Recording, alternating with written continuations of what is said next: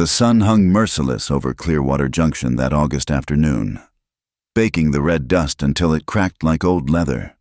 Sarah McKenna stood in the backyard of what had been her home for 3 years, surrounded by faces she'd once called family. The Hendersons, her late husband's kin, formed a tight circle around her, their eyes hard as flint. "You think you can just stay here, living off our charity?" Martha Henderson's voice cut through the stifling air. The older woman's face, weathered by 40 years of prairie living, twisted with contempt. "James has been dead 6 months. 6 months we've fed you, sheltered you." Sarah's hands trembled at her sides.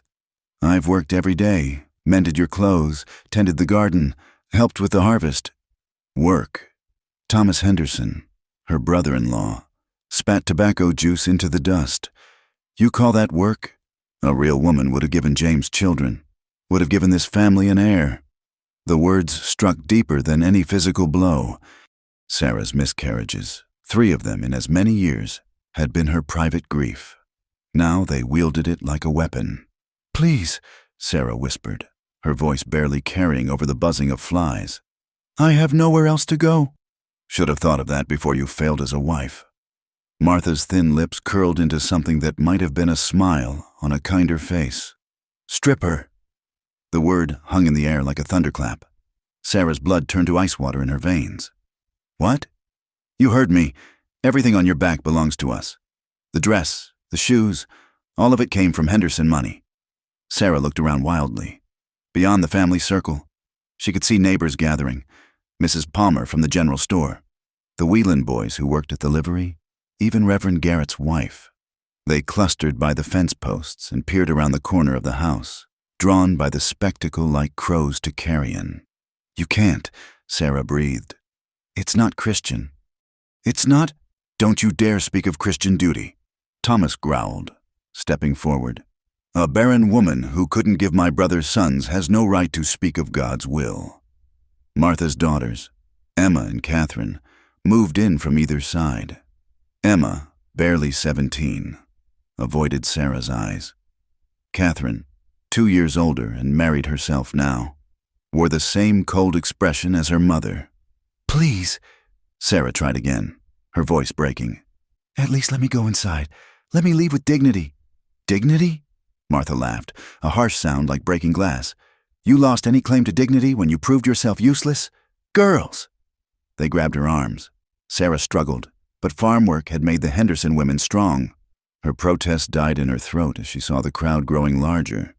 The afternoon sun cast long shadows across the yard, and in those shadows stood her neighbors, her church congregation, people who'd smiled at her just last Sunday. None of them moved to help. The first button came undone, then another. Sarah squeezed her eyes shut, hot tears tracking down her cheeks. The calico dress, the blue one James had bought her for their 2nd anniversary, fell away. Her petticoat followed, even her underthings. Martha commanded. "She came to us with nothing. She'll leave with nothing." The humiliation burned worse than the sun on her exposed skin.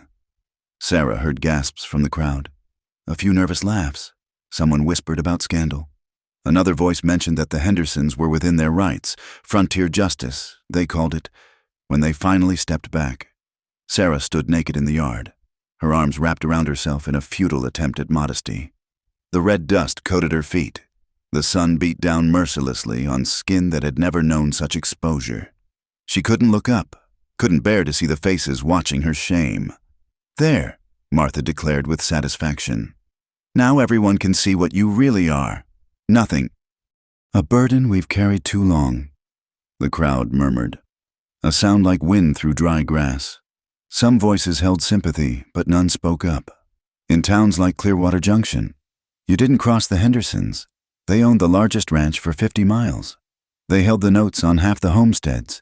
They decided who prospered and who starved. Sarah's legs shook. She wanted to run, but where? The house behind her was no longer home. The town before her offered no sanctuary. She was naked in every sense, stripped not just of clothing but of belonging, of place, of the fragile identity she'd built as James Henderson's wife. "Now get off our land," Thomas ordered. And don't even think of taking anything from the house. We'll be checking. Sarah forced herself to stand straight, though every instinct screamed to curl into a ball. She lifted her chin, meeting Martha's gaze for just a moment. Something flickered in the older woman's eyes. Not regret, exactly, but a recognition of what she'd done. Then it was gone, replaced by cold satisfaction. The crowd parted as Sarah took a step forward. The ground burned her bare feet. She could feel every eye on her, measuring her shame. Misses. Palmer turned away. The Whelan boys snickered. Reverend Garrett's wife clutched her shawl tighter, as if sin itself might be contagious. Another step, another, each one an agony of exposure. The main street of Clearwater Junction stretched before her like an endless desert. Where could she go? The boarding house wouldn't take her. Not like this. Not after this. The church? Reverend Garrett hadn't even tried to stop it. Sarah had made it perhaps 20 yards when the crowd suddenly fell silent. The change was so abrupt she almost stumbled. The gossiping, the whispering, the cruel laughter. All of it died as if God himself had commanded quiet. She heard the heavy footfall before she saw him. Boots on hard-packed earth. The jingle of spurs. The creak of leather. The crowd parted like the Red Sea, and through that gap came a figure that seemed to block out the sun itself. He stood near 7 feet tall, shoulders broad as a barn door. His face was weathered dark by sun and wind, eyes the color of winter sky. Sarah had seen him before. Everyone in Clearwater Junction knew of Elias Boone, the solitary rancher who kept to the far valleys. He came to town perhaps twice a year for supplies, spoke to no one beyond necessity, and left rumors in his wake like dust devils. Boone said nothing as he surveyed the scene. His gaze moved from Sarah to the Hendersons to the gawking crowd. Then, with movements deliberate as scripture, he swung down from his horse and shrugged off his long duster coat. The fabric was worn but clean, smelling of leather and sage. He walked straight to Sarah, his boots raising small clouds of dust, and draped the coat around her shoulders. It fell nearly to her ankles, heavy and concealing as armor. Sarah's hands shook as she clutched the coat closed. She couldn't speak, couldn't even breathe properly. The stranger's presence seemed to create a bubble of space around them, as if even the air dared not intrude. Boone turned to face the Hendersons. He didn't speak, didn't need to. Martha took an involuntary step backward. Thomas's hand moved toward the pistol at his hip, then thought better of it. The silence stretched taut as fence wire. Then Boone looked down at Sarah, and his voice, when it finally came, was deep as thunder rolling in from the mountains. "You're coming with me." The words hung in the air like smoke from a distant fire. Sarah McKenna stood frozen, Elias Boone's coat heavy on her shoulders, unable to process what she'd just heard. Around them, the crowd held its collective breath. "Now wait just a minute." Thomas Henderson started forward, his face flushing red beneath his weathered hat. "You can't just—" Boone turned his head slightly, just enough to fix Thomas with those winter sky eyes. The younger man stopped mid-stride, his words dying in his throat.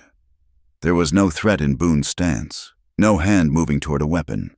He simply stood there, immovable as the mountains themselves, and somehow that was more frightening than any display of violence. "This is family business," Martha Henderson declared. Though her voice had lost its earlier venom, "The woman was our responsibility." "Was?" Boone repeated the word, low and final. His gaze swept over the assembled crowd, taking in each face, each averted eye. "Not anymore." Sarah found her voice, though it came out as barely a whisper. I don't know you." For the first time, Boone looked directly at her. Up close, she could see the lines carved deep by wind and sun, the silver threading through his dark hair. His expression wasn't kind. Exactly. She doubted this man's face knew how to form gentle expressions. But neither was it cruel. "No," he agreed. "You don't."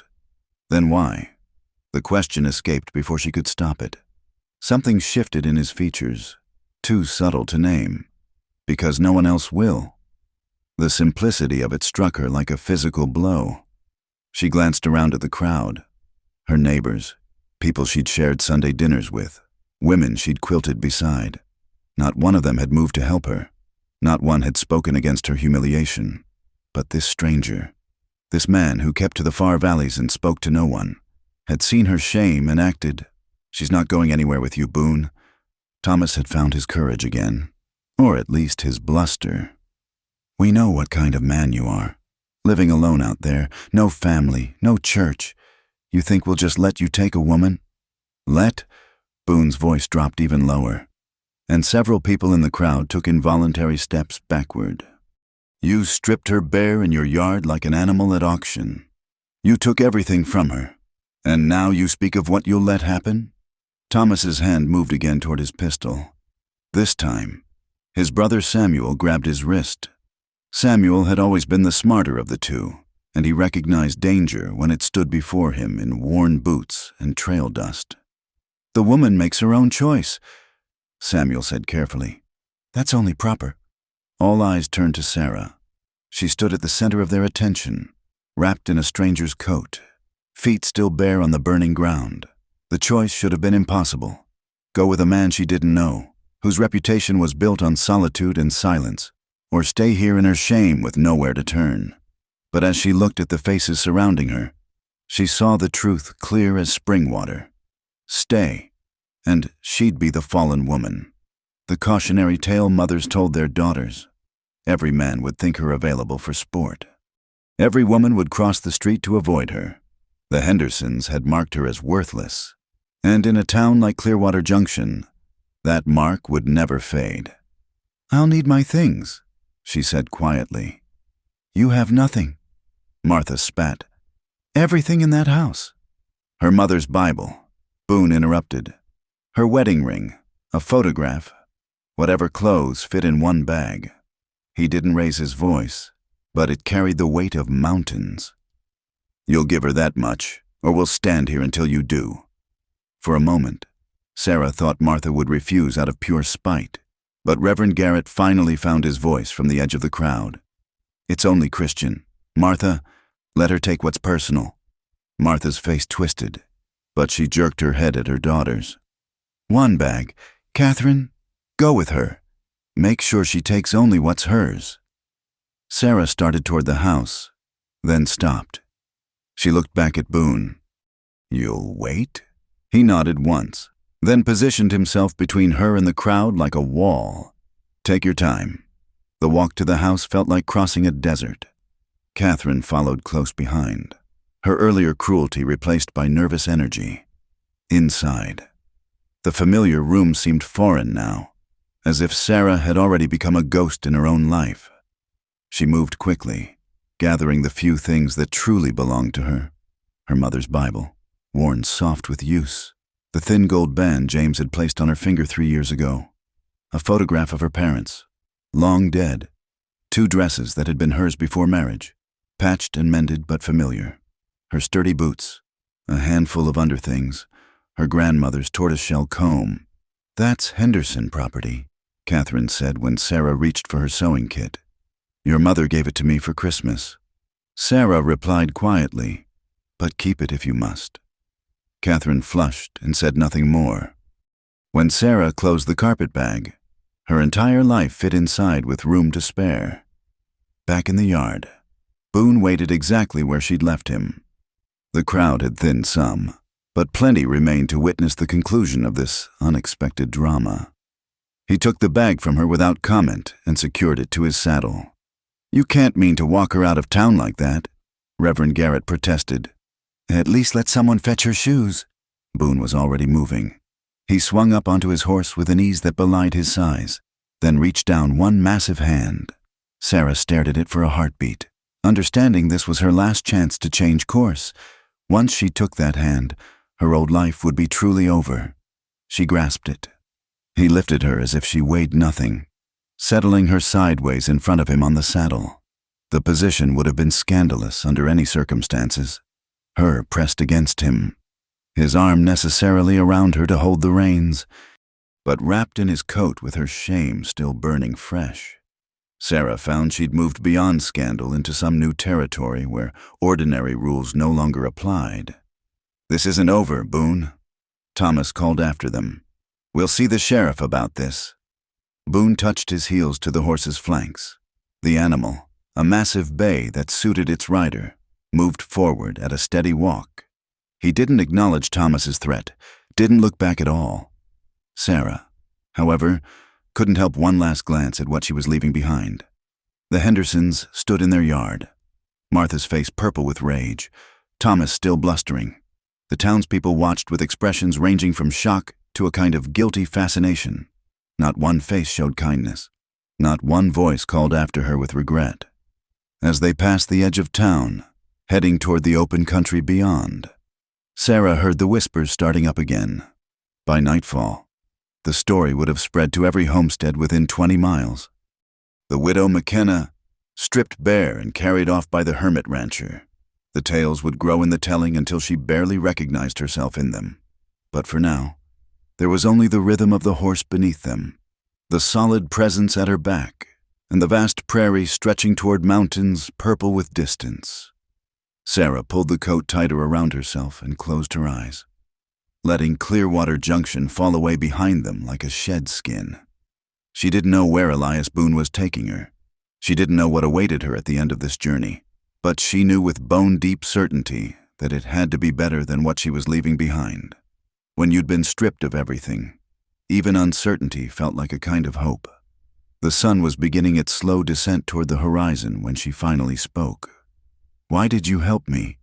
For a long moment, she thought he wouldn't answer. Then his voice rumbled through his chest, where her shoulder rested against it.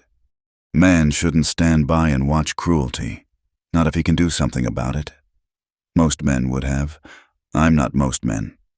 No, Sarah thought, feeling the solid strength of him, the steady purpose in how he guided the horse. He certainly wasn't, and perhaps, in her strange new circumstances, that was exactly what she needed.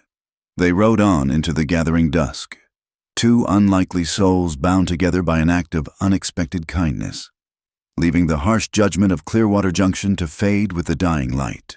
The prairie stretched endless before them, grass rippling like a golden sea beneath the wind. Sarah had never been this far from Clearwater Junction, had never seen the land open up so wide that it seemed to swallow the sky. The mountains that had always been distant smudges on the horizon now rose clearer, their peaks still crowned with snow despite the late summer heat. They rode in silence for the first hour, the only sounds the steady clop of hooves, the creak of leather, and the whisper of wind through the sage. Sarah's body ached from the tension of sitting rigid, trying not to lean too heavily against the man behind her. But as the miles passed and exhaustion crept in, she found herself slowly relaxing into the solid warmth of him. Elias Boone rode like a man who knew every hill and gulch, every creek and canyon. He guided the bay with subtle shifts of weight and gentle pressure from his knees, leaving his arm free to steady Sarah when the terrain grew rough. She noticed how he chose the easier paths, avoided the sharper rocks that might hurt her bare feet if she had to dismount. The sun painted the landscape in shades of amber and rust as it sank lower. Shadows pooled in the valleys like dark water. A hawk circled overhead, its cry piercing the vast quiet. Sarah watched it wheel against the deepening sky and felt something loosen in her chest, a knot she hadn't realized was there until it began to unravel. "How far?" she asked finally, her voice hoarse from crying and disuse. "Another 2 hours, maybe 3. His voice rumbled through his chest. "We'll stop soon to rest the horse." True to his word, he guided them down to a creek bed where cottonwoods offered shade and the water ran clear over smooth stones. He dismounted first, then reached up to help her down. Sarah's legs nearly buckled when her feet touched the ground, pins and needles shooting through limbs that had been still too long. Boone steadied her with a hand on her elbow, then stepped back as soon as she found her balance. That distance, that careful respect for her space, made her throat tight with unexpected emotion. After what had happened in the Hendersons' yard, she'd half expected, but no. He moved away to tend the horse, giving her privacy to pick her way to the creek's edge. The water was cold enough to make her gasp when she bathed her feet. washing away the dust and soothing the small cuts from her barefoot walk through town. She cupped water in her hands to drink, then splashed her face, washing away the salt tracks of dried tears. When she looked up, she found Boone watching her from beside the horse. He glanced away immediately, busying himself with checking the saddle straps. "I have some jerky in the saddlebags," he said, "and hardtack. Nothing fancy, but it'll keep hunger at bay." Sarah's stomach clenched at the mention of food. She'd eaten nothing since breakfast, and that had been a nervous picking at cold biscuits. But when she stood, the coat fell open, reminding her sharply of her state beneath it. Her cheeks burned fresh. I need to dress properly," she said. "My clothes, in the bag." He extracted the carpetbag without comment and set it on a flat rock, then walked upstream until the cottonwoods hid him from view. Sarah dressed quickly, her fingers fumbling with familiar buttons. The dress was one of her oldest, faded blue calico worn soft as butter, but it felt like armor after her exposure. She pulled on stockings and laced her boots, then used her grandmother's comb to bring some order to her tangled hair. When she called out that she was decent, Boone returned carrying the promised food. They sat on rocks near the water, careful distance between them, and ate in companionable silence. The jerky was tough but good, flavored with salt and smoke. The hardtack required soaking in creek water to be edible, but Sarah had known worse meals. "Your ranch," she ventured as twilight gathered around them. "Is it very far from town?" "Far enough." He broke a piece of hardtack in half, precise in his movements. "I like the quiet. And you live alone?" A nod. "I have done for 8 years now." She wanted to ask more, why he'd come to town today of all days, what had made him act when no one else would, what exactly he expected from this arrangement. But the questions felt too large for the fragile peace between them. Instead, she watched the first stars appear in the darkening sky. "We should move on," he said finally. "Gets cold in these hills once the sun's full down." This time, when he helped her mount, she didn't hold herself so rigid. The coat, she'd tried to return it, but he'd insisted she keep it for warmth, made a barrier between them. But she could still feel the steady rhythm of his breathing, the sure way he handled the reins. The landscape changed as they climbed higher into the foothills. The grass grew shorter, interspersed with juniper and piñon pine. The air tasted different here, cleaner somehow, scented with resin and sage. In the growing darkness, Sarah could make out the bulk of mountains looming ahead, blocking out whole sections of stars. An owl called from somewhere in the darkness, answered by another farther off. The horses' hooves found their way sure-footed even where Sarah could barely see the trail. She wondered how many times Boone had made this journey, how well he must know every turn and rise. "You came to town for supplies," she said, realizing suddenly, "but you left without buying anything." She felt him shrug. "Can make another trip." The simple statement hit her with unexpected force. He'd abandoned his purpose to help her, would have to make the long journey again because of his impulse to intervene. "I'm sorry. I've disrupted your plans. Plans change." His tone suggested the matter was closed. They climbed higher, the trail switching back and forth across the face of a ridge. Sarah caught glimpses of the valley below when the moon broke through clouds. The prairie they'd crossed looking like a dark sea from this height. Somewhere down there, Clearwater Junction went about its evening routines. Lamps would be lit in windows, families gathering for supper, the saloon beginning its nightly revelry. Were the Hendersons regretting their cruelty yet? Or were they congratulating themselves on ridding their home of an unwanted burden? Sarah found, with some surprise, that she didn't much care. That life, that woman who'd tried so hard to belong, to prove her worth through endless work and submission, she felt as distant as the town lights flickering far below. "Almost there," Boone said as they crested a final ridge. The valley that opened before them was nothing like Sarah had expected. She'd pictured something rough and temporary, a bachelor's careless camp. Instead, moonlight revealed a proper homestead nestled against the mountain's flank, protected from the worst winds by a stand of pines. A cabin of fitted logs. A barn that looked sturdy even in darkness.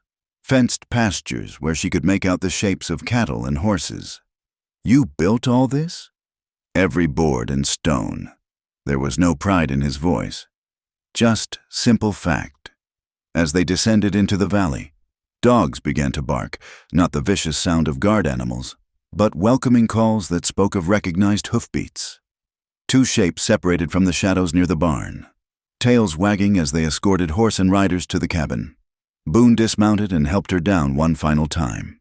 Sarah's legs shook with exhaustion, but she stayed upright, looking around with wonder that pierced through her fatigue. Everything was neat, orderly, built to last. This wasn't the lair of a hermit who'd abandoned civilization. It was the careful creation of a man who'd chosen his solitude deliberately. "Come," he said, gathering her bag and leading the way to the cabin. "You need rest." The inside was Spartan but clean. A stone fireplace dominated one wall, cold now in summer. A table and two chairs, as if he'd always expected company someday. Shelves lined with preserve jars and sacks of flour, beans, coffee, a rifle on pegs above the door. Everything necessary, nothing frivolous. "Bedroom's through there." He indicated a doorway. "You'll take it. I'll bed down out here." "I can't take your bed." "You can and will." His tone brooked no argument. "There's water in the pitcher for washing. Privy's out back, left side of the barn. I'll see to the horse." He left before she could protest further.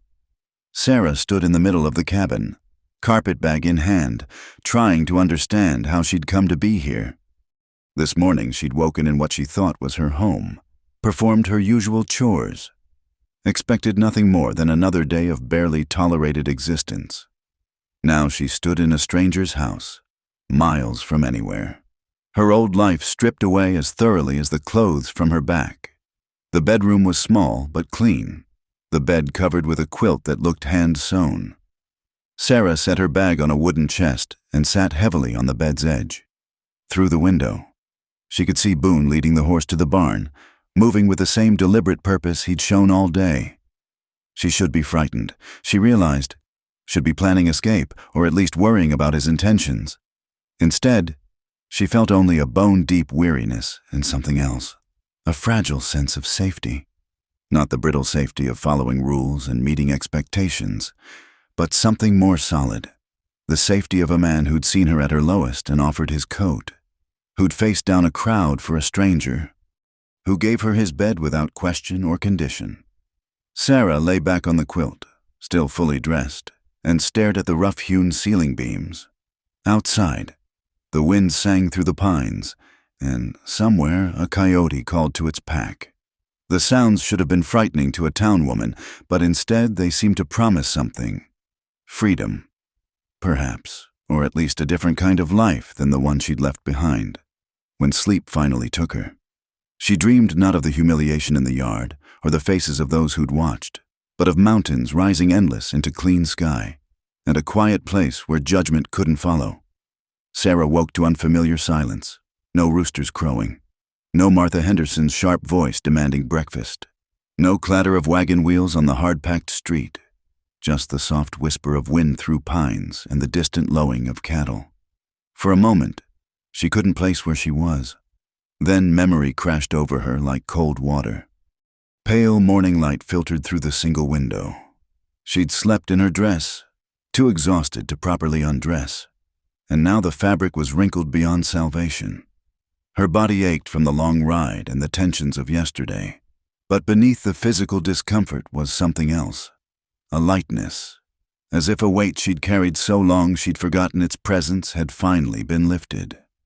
Rising carefully, she poured water from the pitcher into the basin and washed her face and hands. Her reflection in the small mirror above the washstand showed a woman she barely recognized, hair wild despite her attempts to tame it, eyes shadowed but somehow clearer than they'd been in months. She looked like someone who'd walked through fire and emerged changed. The main room was empty when she emerged, but coffee scented the air and a pot sat warming on the stove. A plate covered with a clean cloth held biscuits and strips of fried bacon. Beside it, a note in careful script. At the barn. Eat. Sarah hadn't realized how hungry she was until the first bite of biscuit. It was plain fare, but good. The biscuit light despite being a bachelor's cooking. She ate slowly, studying the room in daylight. Everything spoke of a man who valued function over form, but took care with what he had. The floors were swept clean, the shelves organized with almost military precision. No dust on the windowsills, no dirt tracked across the threshold. Through the window, she could see Boone working with a horse in the corral, his movements patient and deliberate. The animal, a young mare by the look of her, danced nervously at the end of a lead rope, but Boone simply stood quiet in the center, letting her move around him until her energy spent itself. There was something hypnotic about watching him work, the way he seemed to communicate with the horse through stillness rather than force. Sarah finished her breakfast and cleaned the dishes, needing something to do with her hands. The simple domesticity of the act felt different here, not the desperate servitude of the Henderson house, but something freely chosen. She found herself humming softly as she dried the plates, a tune she hadn't thought of in years. When she stepped outside, the morning air hit her lungs clean and sharp. The valley spread before her in daylight was even more impressive than her moonlit glimpses had suggested. Mountains rose on three sides, creating a natural fortress. A creek ran through the center, lined with cottonwoods and willows. The pastures were good grass, better than much of the land around Clearwater Junction. No wonder Boone's cattle looked healthy and his horses strong. The dogs came to investigate, tails wagging cautiously. They were working dogs, not pets, a blue heeler and what looked like a shepherd mix, but they accepted her presence after a thorough sniffing. She let them lead her toward the barn, where Boone continued his patient work with the mare. He glanced up at her approach but didn't stop what he was doing. Sarah settled on a fence rail to watch, careful to keep her distance and not disturb the horse. The morning sun was already warm on her shoulders, promising another hot day. But here in the mountain valley, the heat felt cleaner somehow. "She's young," Sarah observed quietly when the mare finally stood still, sides heaving but no longer fighting the rope. 2 years, wild caught last spring. Boone's voice was pitched low, soothing, needs gentling. "You don't break them?" He made a sound that might have been disapproval. "Breaking destroys spirit. Better to build trust." The words resonated deeper than talk of horses. Sarah watched him work a while longer, the careful way he moved. Never sudden, always purposeful. When he finally released the mare back to the pasture, she went, but looked back, already less fearful than before. "I should explain," Sarah began as he coiled the rope. "About yesterday. What you saw, no need. But you don't understand. The Hendersons, they—" "I understand enough." He hung the rope on a peg, precise in its placement. "You were married to their son. He died. They decided you weren't worth keeping." His eyes met hers briefly, winter blue but not cold. Their mistake. The simple assessment took her breath. No questions about what she'd done to deserve such treatment. No implications that she must have somehow earned their cruelty. Just a flat statement that they'd been wrong. "I don't know how to repay your kindness," she said softly. "Don't want payment." He moved past her toward the barn door. "Come, work to do." She followed, bemused. Inside, the barn was as orderly as the house. Tools hung in their places, hay stacked neat in the loft. He showed her where things were kept, feed for the chickens she hadn't noticed yet, scattered near the creek, grain for the horses, milk pail for the 2 cows in the far stall. "You know farm work," he said. It wasn't a question. "I was raised on a homestead, before I married. The memories felt safe to share here. My parents died when I was 17. Fever took them both the same winter." He nodded, understanding in that simple gesture. Death was common currency on the frontier. Everyone had their losses. "I'm not asking you to work for your keep," he said carefully. "You're not a servant here, but if you're willing, could use help. Gets lonesome, talking only to horses and dogs." A joke, she realized with surprise. This taciturn man who'd spoken perhaps 100 words since she'd met him had made a small joke. She found herself almost smiling. "I'd like to be useful," she admitted. Idle hands don't suit me. They worked through the morning in companionable quiet. Sarah fed chickens and gathered eggs, muscle memory returning from her childhood. She helped him muck stalls, neither commenting when he took the heavier loads. The familiar rhythm of farm chores felt different here. Not the grinding servitude of trying to prove her worth, but simple cooperation between two people maintaining a shared space.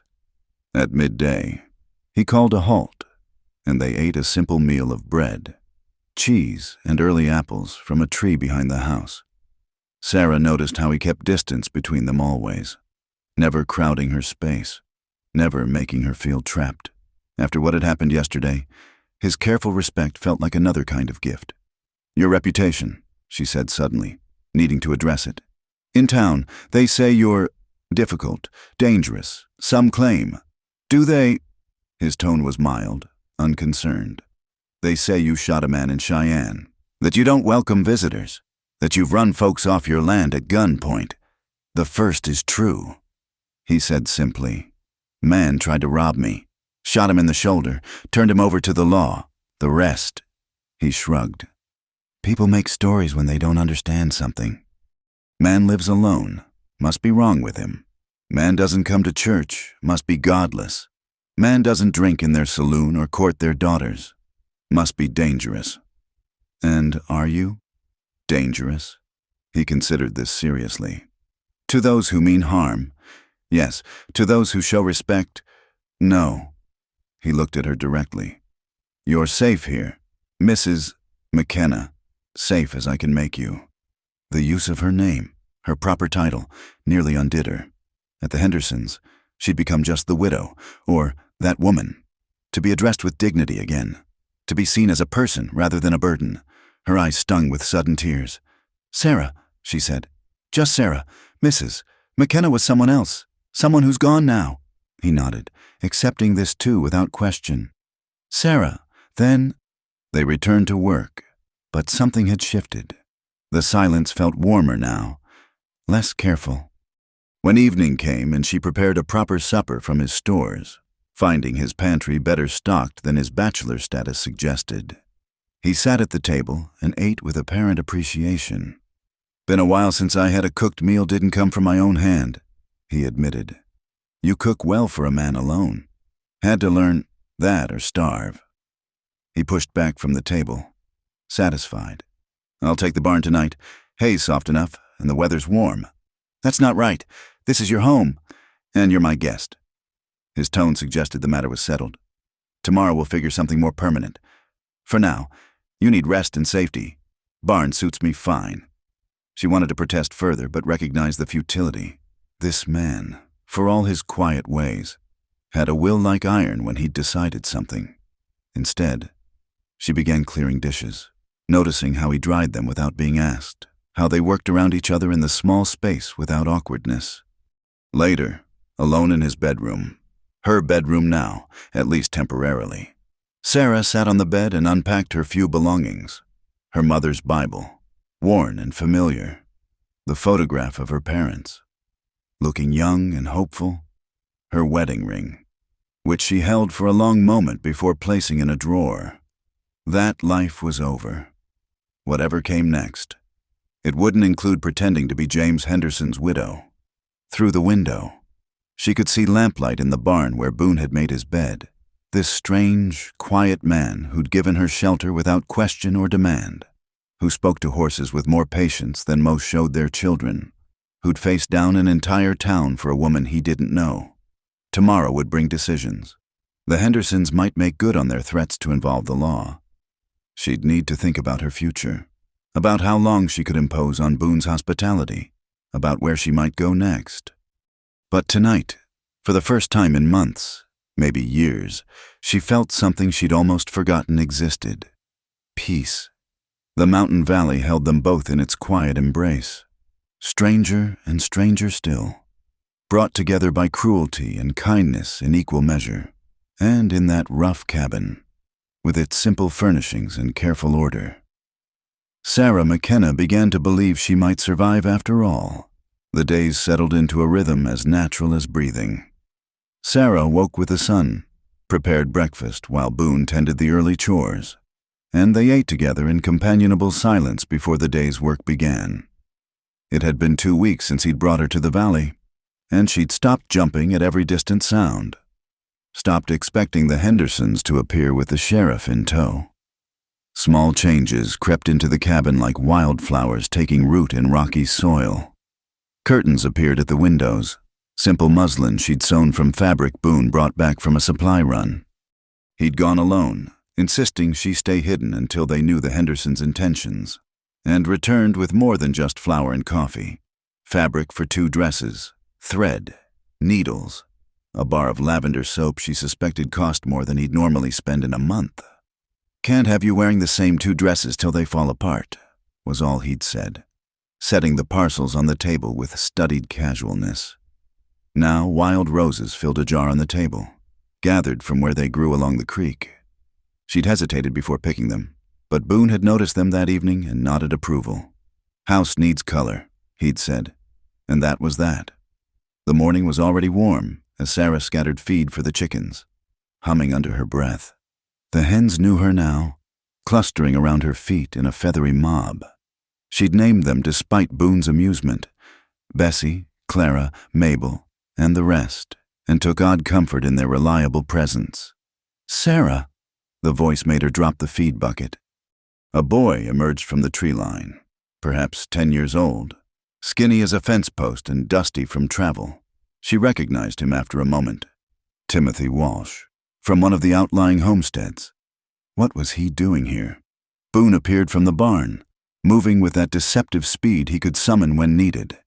His hand didn't go to the rifle, but Sarah saw how he positioned himself between her and the boy.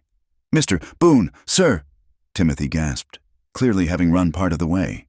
"My ma sent me, said to tell Sarah, Mrs. McKenna, that there's news from town she should know." "What news?" Boone's voice was carefully neutral. Timothy's eyes darted between them. "The Hendersons, sir, they tried to file complaint with the sheriff, saying you took Sarah against her will. Sheriff Murphy, he laughed them out of his office. Said any man who'd strip a woman bare in his yard had no right to complain about whoever helped her after." Sarah's knees went weak with relief. She'd feared the law might side with the Hendersons despite their cruelty. Sheriff Murphy had always seemed fair, but the Hendersons had influence.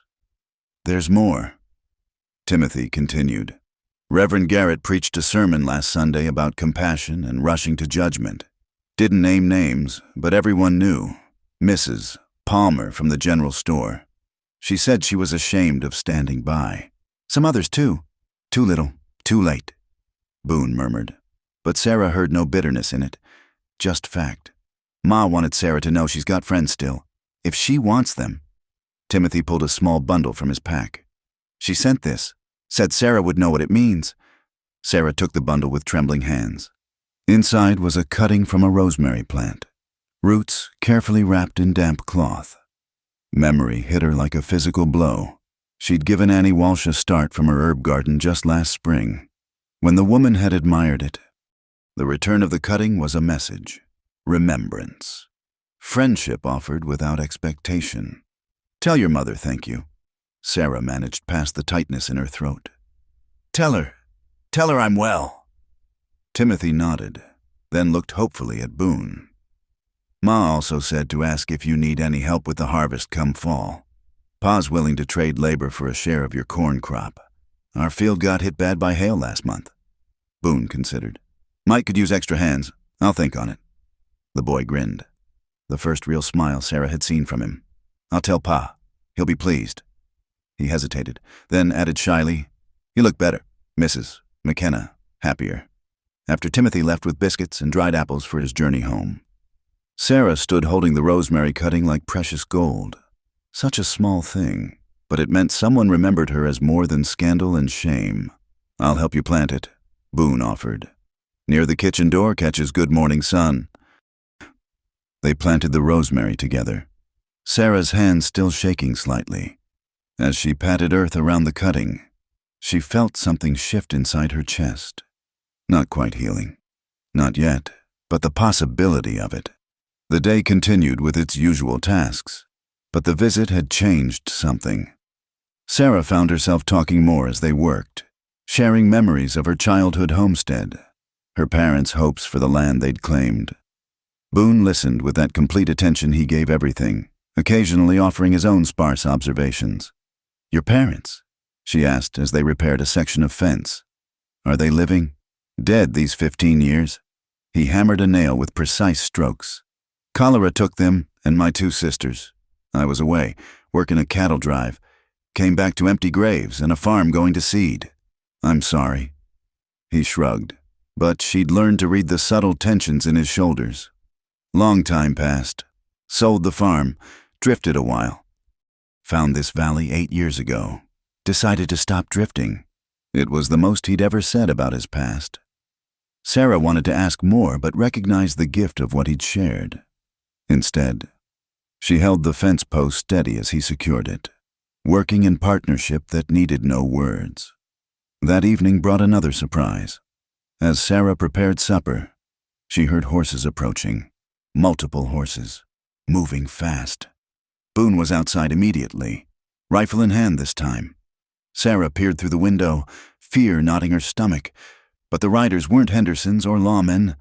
3 cowboys from one of the neighboring spreads pulled up, their leader a grizzled man named Jake Morton who'd been ranching these hills for 20 years. "Boone," Morton called, hands clearly visible and empty. "Got a problem might interest you." Boone lowered the rifle but didn't set it aside. "Speak." "Cattle thieves hit the Rockingham last night. Took near 30 head. We're putting together a group to track them. Could use a man who knows these mountains like you do." "When?" "First light. Pays $10 a man plus recovered stock, split equal." Morton's eyes flicked to the cabin window where Sarah watched. "Heard you had company, ma'am." He touched his hat politely, surprising her. Boone glanced back at Sarah, a silent question in his eyes. She nodded. The ranch needed income, and stolen cattle affected everyone in the valley. "I'll ride with you," Boone said. After the men left, Sarah found herself fretting as she served supper. "It could be dangerous. Thieves don't give up easy. Most things worth doing carry risk."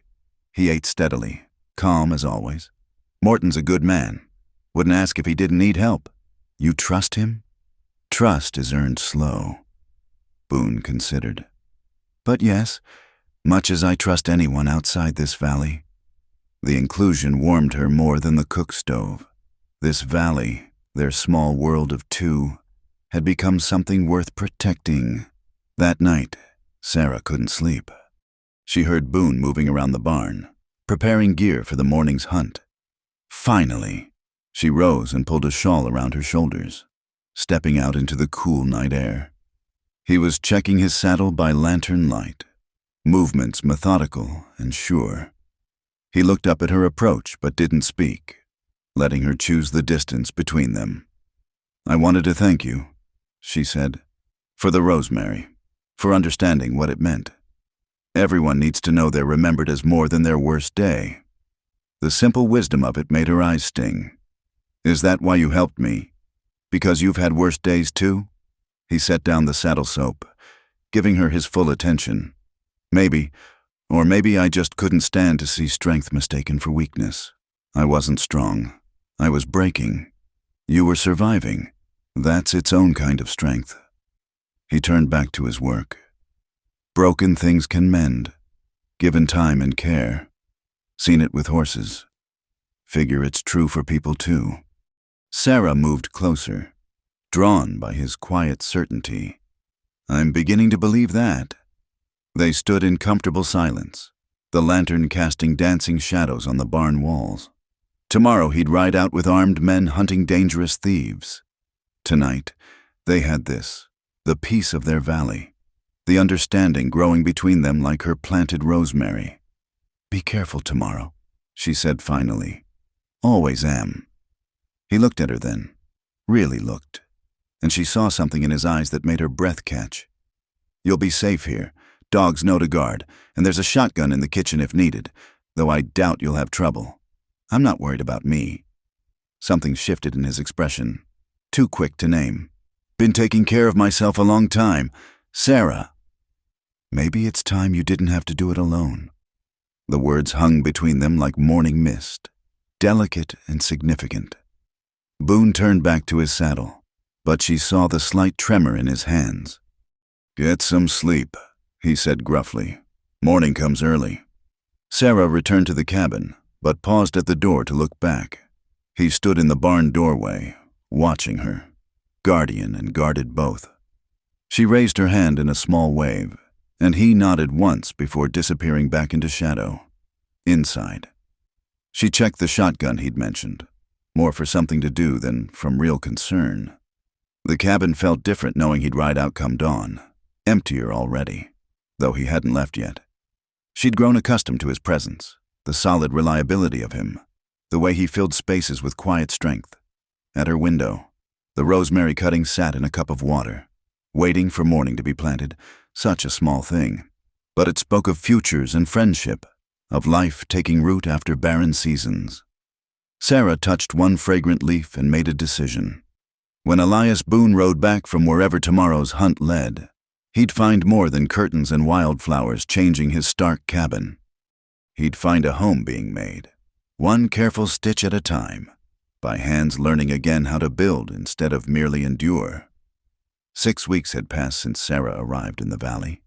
The rosemary by the kitchen door had taken root, and the cutting from Annie Walsh now showed new growth, tiny leaves unfurling like hope itself. Boone had returned safely from the hunt for cattle thieves, though with a graze on his arm that he dismissed as nothing worth mentioning. Sarah had tended it anyway, ignoring his protests. Now, autumn touched the mountains with gold and scarlet, and the time had come for what Sarah had been dreading, a necessary trip to town for winter supplies. Boone couldn't make the journey alone this time. They needed too much, and 4 hands would serve better than 2 for loading the wagon. "You don't have to go," Boone said that morning, watching her twist her hair into a severe bun. "I can manage." "No." Sarah pinned her hair firmly, hands steady despite her churning stomach. "I won't hide forever. Besides, we need fabric for winter clothes, and you choose nothing but brown." His mouth quirked, the closest he usually came to a smile. "Nothing wrong with brown?" "For bears, perhaps." She smoothed her dress, one of the new ones made from his gift of fabric. The deep blue suited her coloring, and the fit was proper but not severe. She looked respectable, normal. Nothing like the naked, shamed woman who'd fled town in a stranger's coat. The wagon ride took 4 hours, winding down from their mountain valley to the plateau where Clearwater Junction sprawled. Sarah's hands clenched tighter in her lap as familiar landmarks appeared. The last time she'd traveled this road, she'd been too shocked to notice details. Now every rock and tree seemed to mock her return. Boone, sensing her tension, spoke more than usual. He pointed out a golden eagle circling high above, showed her where lightning had split an ancient pine, mentioned plans for expanding the barn come spring. His voice, usually spare with words, wove a gentle distraction that lasted until the town's buildings came into view. "We'll go to Morrison's first," he said. "Better prices than the general store, and old Morrison minds his own business." But avoiding the general store meant passing through the main street. Sarah lifted her chin and stared straight ahead as the wagon rolled past familiar storefronts. People stopped to stare. Of course they did. The widow McKenna, who'd been stripped and shamed, returning on the arm of the hermit rancher who'd carried her off. Whispers followed their wake like dust behind the wheels. Sarah caught fragments. Living in sin, bold as brass. Poor James must be rolling in his grave. A hand covered hers where they lay clenched in her lap. Boone's touch was brief, just a moment of warm pressure, but it steadied her. "Their words are just noise," he said quietly. "Like wind through empty buildings, signifies nothing." At Morrison's, the old man greeted them with professional courtesy, though his eyes held curiosity. They loaded supplies methodically: flour, salt, coffee, dried beans, canned goods for winter. Sarah selected fabric with careful attention, ignoring the way Mrs. Morrison peered at her from behind the counter. It was at their third stop, the feed store, that the confrontation came. Martha Henderson emerged from Palmer's General Store just as Sarah was climbing back onto the wagon. The older woman's face went purple with rage. "You dare show your face here," Martha's voice carried across the street. "Drawing spectators like flies to honey, living with that man without marriage, without shame." "Mrs. Henderson." Boone's voice cut through her tirade like a blade through butter.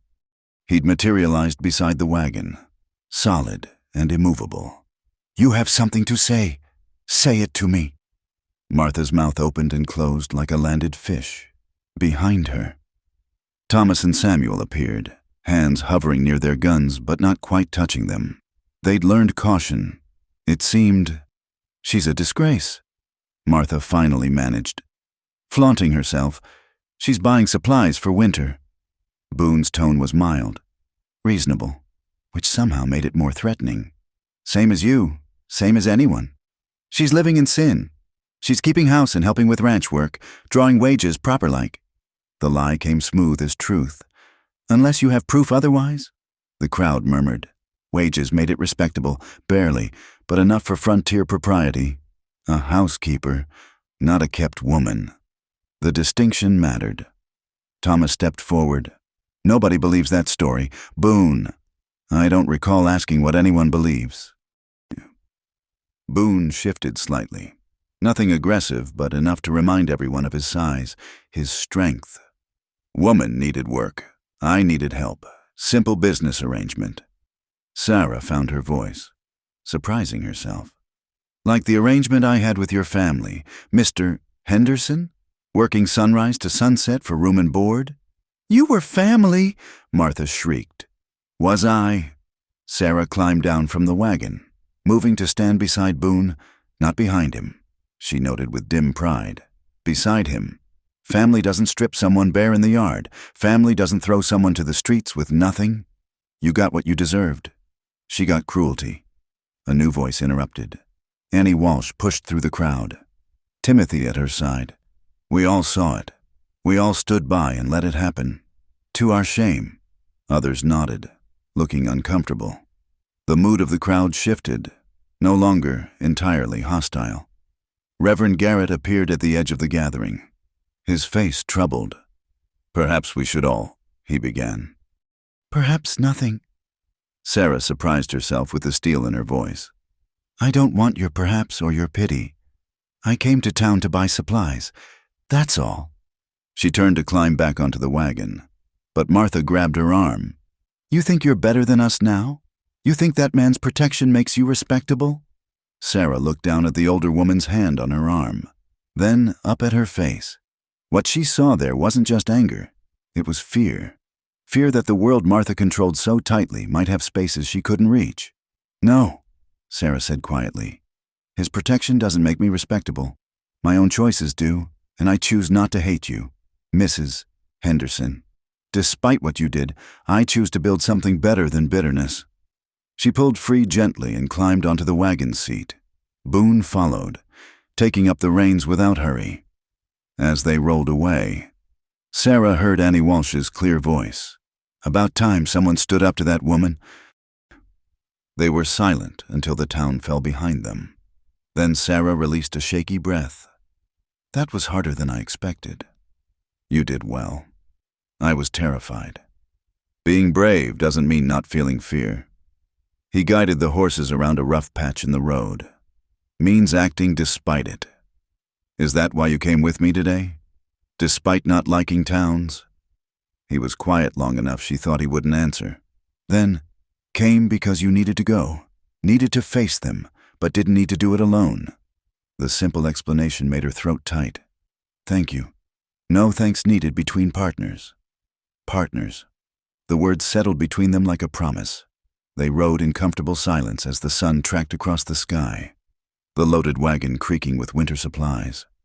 As they climbed back toward their valley, Sarah felt something ease in her chest. The worst was over. She'd faced the town, faced Martha Henderson, and found she could stand straight despite their judgment. "The wages story," she said eventually. "That was clever. Not a story. Been meaning to discuss it. Can't pay much, but you've earned it. Been doing the work of two since you came." Sarah turned to stare at him. You don't need to. Fair's fair. You work, you earn. What you do with the money's your business. Save it up. Move on when you're ready. Or stay and build something. Your choice. Move on. The words should have sounded like freedom. Instead, they struck her like cold wind. Do you want me to go? He kept his eyes on the road. Want's got nothing to do with it. You deserve choices, real ones, not staying because you've got nowhere else, but because you want to. Sarah studied his profile, the strong jaw, the lines carved by sun and solitude, the careful way he held himself apart even while offering partnership. This man who'd saved her, sheltered her, and now offered her the one thing the Hendersons never had, the dignity of choice. What if I choose to stay? His hands tightened on the reins. Just slightly. Then you stay, long as you want, but you decide that when you've got money in your pocket and could leave if you wished, not before. They reached the valley as sunset painted the mountains purple and gold. Together they unloaded the supplies, working in companionable rhythm. The dogs greeted them with enthusiasm, and the horses in the pasture raised their heads to call welcome. As Sarah stored fabric in the trunk by her bed, Boone had moved permanently to a room he'd built onto the barn. She thought about choices, about the woman who'd stood naked and shamed in a dusty yard, with no options but surrender or destruction, about the woman who'd stood in the same town today, clothed in dignity if not acceptance, with a partner at her side and wages promised. Through her window, she could see Boone checking the animals one last time before full dark. He moved with that steady purpose she'd come to rely on. A man comfortable in his own skin and his own silence. A man who offered protection without possession, partnership without price. Sarah touched the rosemary plant on the windowsill, thriving now. Like her, tomorrow she'd start cutting fabric for winter clothes. She'd make Boone a shirt that wasn't brown, no matter how he protested.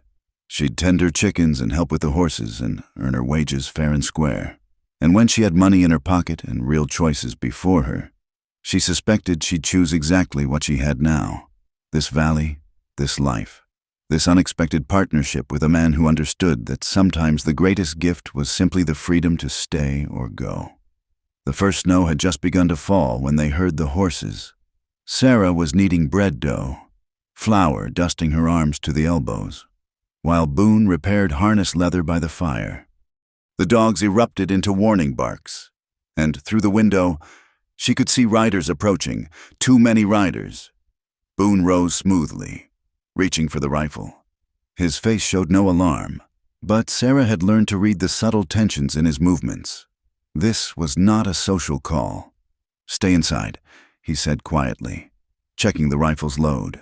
But Sarah recognized the lead rider's portly figure even through the falling snow. Thomas Henderson, followed by his brother Samuel and 3 other men she didn't know. Her stomach dropped like a stone in a well. They've brought help, she said unnecessarily.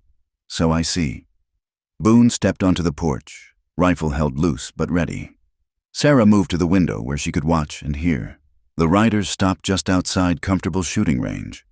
Thomas's face was flushed despite the cold, his breath forming clouds as he spoke. Boone, we've come for what's ours. Don't recall having anything of yours. Boone replied evenly. The woman, Sarah, she belongs with family. Funny way of showing family feeling. What you did. Boone's voice carried no heat, just that flat statement of fact that somehow cut deeper than anger. Samuel urged his horse a step closer. That's done with. Martha's willing to forgive. Take her back. Give her a proper home. Through the window, Sarah saw one of the strangers, a hard-faced man with careful eyes, studying the cabin's defenses. These weren't just family come calling. These were hired men. The lady can speak for herself, Boone said. If she wants to hear your offer. Sarah's hands trembled as she wiped them clean. She'd known this day might come, had tried to prepare for it, but knowing and facing were different animals entirely. She stepped onto the porch beside Boone, chin raised despite her racing heart. Mrs. Henderson has nothing I want to hear, she said clearly. Thomas's face darkened. You'd rather live in sin with this hermit than return to decent society? I'd rather work honestly for wages than be a slave to your mother's spite. Wages? Samuel laughed, ugly and knowing. Is that what you call it? One of the hired men shifted in his saddle, hand drifting toward his gun. Boone's rifle moved just slightly, enough to suggest consequences. The man stilled. Seems the talking's done, Boone observed. You've made your offer. The lady's declined. Time you were heading back. Not without her. Thomas's voice rose. She's our responsibility. My brother's widow. Your brother's widow, who you stripped naked and threw to the street. Sarah interrupted, anger finally overcoming fear. Who you worked like a mule and treated worse than your dogs. That responsibility. You had a duty to our family, and I fulfilled it. Every day for 6 months after James died, I fulfilled it, while you counted the days until you could justify throwing me out. She stepped forward, away from Boone's protective presence. I owe you nothing, Thomas Henderson. Less than nothing. The hired man who'd been eyeing the cabin spoke up. This is taking too long. You want the woman. We take her. Simple. Try. Boone's single word fell like a hammer on stone. Sarah felt the moment balance on a knife's edge. Violence hung in the air like smoke before a fire. These men had come prepared for it, maybe hoping for it, and Boone would give it to them if they pushed, would water the snow with blood to keep her safe. But that wasn't the only power here. I belong to no one. Sarah's voice rang clear in the cold air. Not to you, Thomas, not to your family, not even to Mr. Boone, who's shown me more kindness in 2 months than you showed in 3 years. She walked down the porch steps, placing herself between Boone and the riders. Behind her, she heard him shift, repositioning to cover her, but she kept her eyes on the men before her. You want to take me by force? Try it, but know this. I'll fight. I'll scream. I'll make sure everyone from here to Clearwater Junction knows exactly what kind of men you are. The kind who hire guns to kidnap a woman who told you no. The hired men exchanged glances. This wasn't what they'd been told to expect. A meek widow grateful for rescue. This was a woman with steel in her spine and witnesses to any violence. And when Sheriff Murphy asks what happened, Sarah continued, Mr. Boone will tell him. So will Jake Morton, whose ranch you passed coming here. So will the Walshes, who live just over that ridge. You think your money and influence stretch this far into the mountains? You think folks here care more about the Henderson name than about a woman's right to choose her own path? Samuel had gone pale. He was always the smarter brother, and he could see how this would play out. A woman taken by force, even a fallen woman, would turn opinion against them. The very isolation that made this cabin vulnerable also meant the mountain folk would close ranks against outsiders bringing trouble. Thomas, he said quietly, this isn't worth— Shut up! Thomas's face had gone from red to purple. She's making a fool of us, of our family. No, Sarah said softly. You did that yourselves, the moment you decided I was property instead of a person. Something in her quiet certainty reached even Thomas's rage-clouded mind. He looked at her, really looked, for perhaps the first time since James died. What he saw made him flinch. You've changed, he said accusingly. Yes, Sarah agreed. I have. A long moment stretched taut as fence wire. Then the lead hired man spat into the snow. This ain't what we were paid for. Dragging some willing widow out of her kitchen is one thing. This here's another. He turned his horse, and after a moment, the other two followed. Without their guns, the Henderson brothers looked suddenly smaller, older, more like the bullies they'd always been than the righteous family men they pretended to be. Samuel tugged Thomas's sleeve. Come on, Ma will have to accept it. Thomas stared at Sarah with something like bewilderment. You could have had everything. A home, family, respectability. I have a home, Sarah said simply. I have work that matters and wages earned honest. As for respectability, she glanced back at Boone, still steady as mountain stone behind her. I'd rather have respect, for myself and from those who matter. Thomas turned his horse with a savage jerk of the reins. You'll regret this. When he tires of you, when you're old and alone with nothing, then it'll be my regret to bear." Sarah's voice stayed level. "My choice to make. That's all I wanted. Thomas, the right to choose."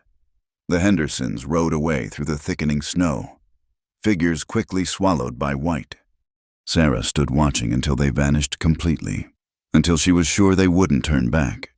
Only then did her knees begin to shake. Strong hands caught her shoulders, turned her gently. "You all right?" She looked up at Boone's face, seeing concern crack through his usual stoicism. "I don't know. I think so. Did I really just do that?" "You did." Something that might have been pride flickered in his eyes. "Sent armed men packing with nothing but words and backbone. I was terrified. Didn't show."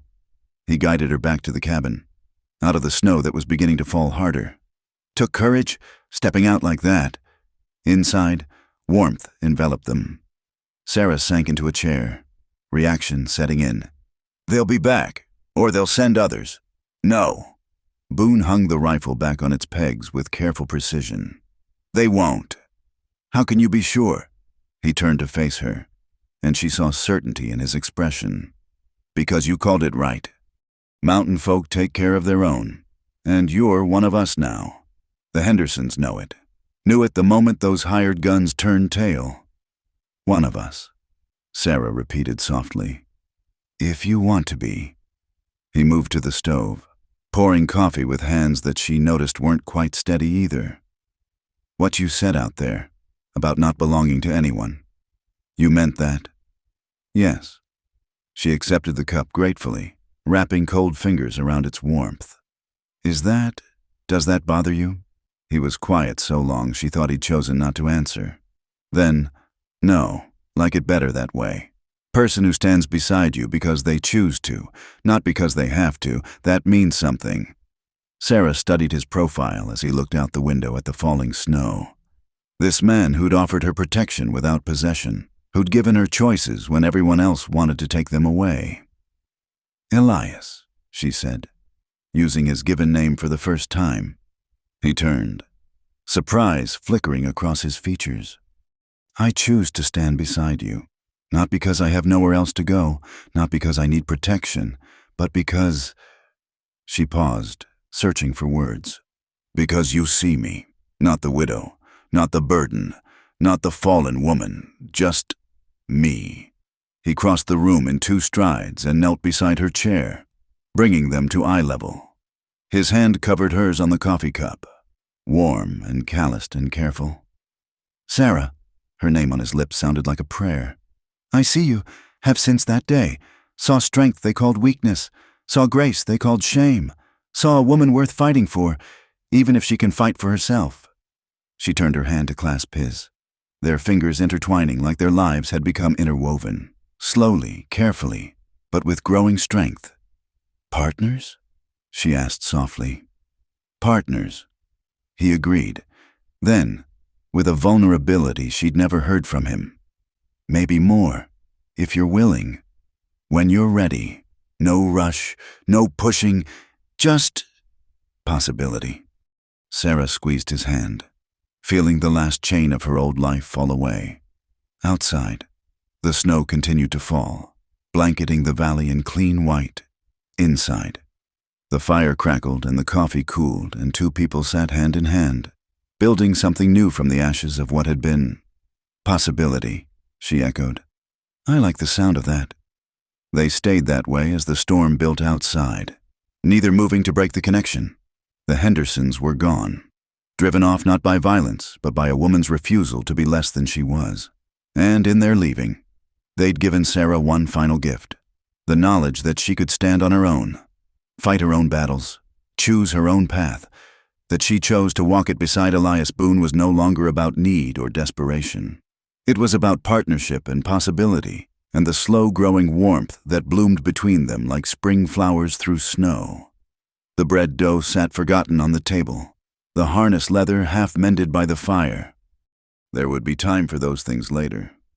For now, there was the quiet understanding that some bonds were forged not in the fire of passion, but in the steady warmth of respect and choice and time. Spring arrived in the valley like a blessing after the long winter. The snow melted from the peaks, feeding the creek until it sang loud with runoff. Wild iris pushed through the damp earth, and the rosemary by the kitchen door burst into tiny blue flowers that filled the air with their sharp sweetness. Sarah stood on the porch in the early morning light, a shawl around her shoulders and coffee warming her hands. The valley spread before her in all its awakening glory, their cattle grazing the new grass, the horses running for the simple joy of movement, the garden plot she'd convinced Elias to let her expand already showing rows of green promise. A year. It had been a year since that terrible day in the Hendersons' yard, and she was no longer the same woman who'd stood naked and shamed before a crowd. That woman felt like a stranger now, a ghost from another life. "You're up early." Elias's voice came from behind her, still rough with sleep. Couldn't miss this sunrise. She didn't turn, but smiled when she felt him move to stand beside her, his own coffee steaming in the cool air. "Look at the light on the mountains." They stood together, shoulders barely touching, watching the world wake. It had become their ritual, these quiet moments before the day's work began. No need for words. The companionship itself spoke volumes. The winter had deepened their partnership in ways Sarah hadn't expected. They'd weathered 2 more blizzards, tended sick cattle through freezing nights, mended fences and relationships alike. Jake Morton had become a regular visitor, bringing news and taking away respect for what they'd built.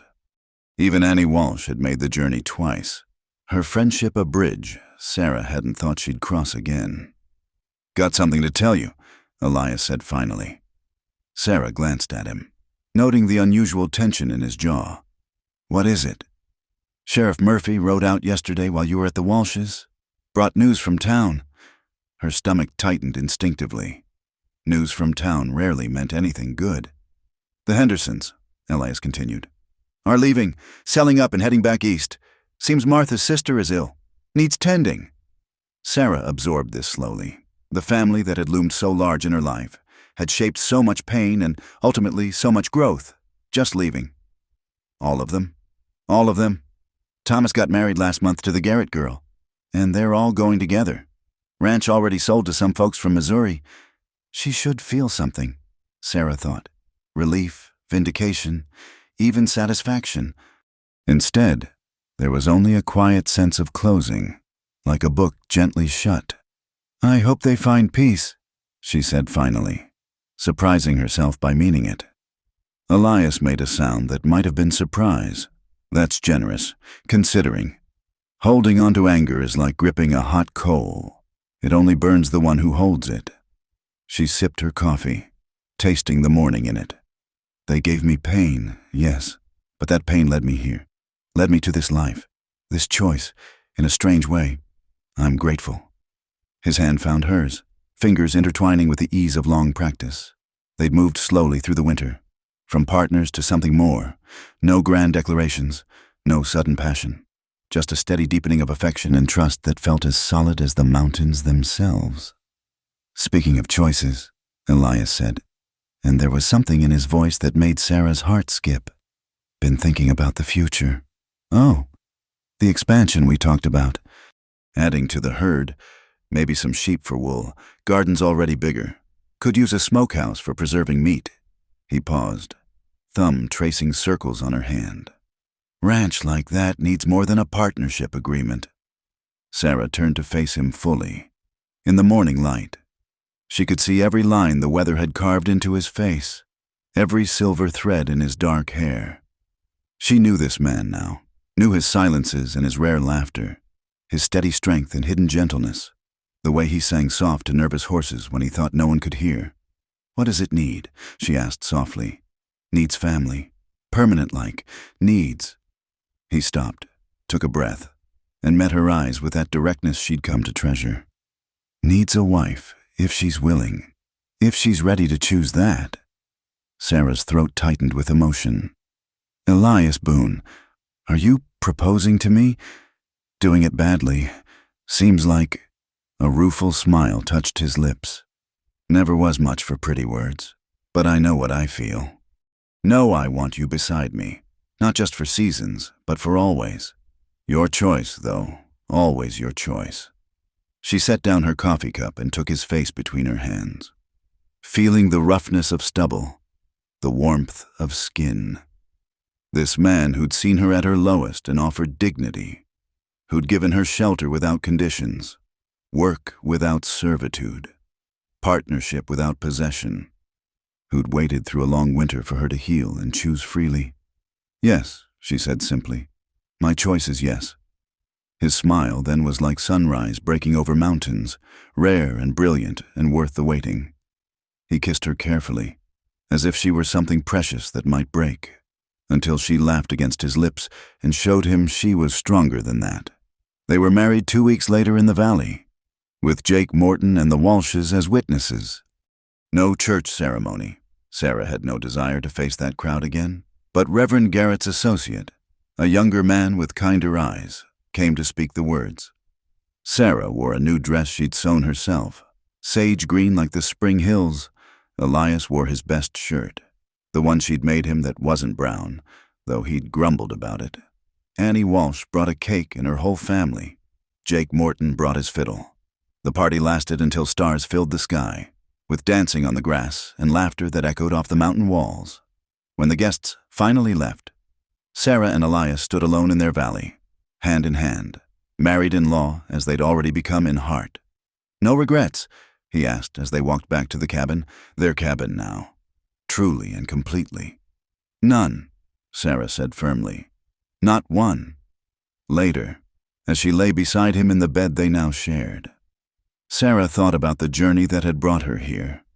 The pain and humiliation that had seemed like ending but had become beginning. The choices stolen and choices given. The woman she'd been and the woman she'd become. Through the window, stars wheeled overhead in their eternal dance. Tomorrow would bring work, always work on a ranch, but work chosen freely, shared equally. There would be challenges. She knew. Hard winters and dry summers, sickness and health. All the trials that came with building a life on the frontier. But tonight there was peace. Tonight there was the solid warmth of Elias beside her, the quiet of their valley, the promise of seasons stretching ahead. She'd learned that love in the West wasn't built on pretty words or grand gestures, but on daily choices, small kindnesses, the strength to stand together against whatever came. Sarah? Elias's voice was drowsy in the darkness. Thank you. For what? For choosing this, choosing us. His arm tightened around her. For being brave enough to build something new. She turned in his arms to kiss him softly. We built it together. That's what partners do. As dawn approached, painting the mountains in shades of rose and gold, Sarah Boone now, rose to meet it. She moved quiet, as not to wake Elias, wrapping her shawl around her shoulders and stepping onto the porch. The valley spread before her, no longer a refuge, but a home. The rosemary by the door perfumed the air. The garden showed green with promise. Cattle lowed in the distance, and somewhere a meadowlark began its morning song. She'd been stripped of everything, left with nothing but shame and the kindness of a stranger.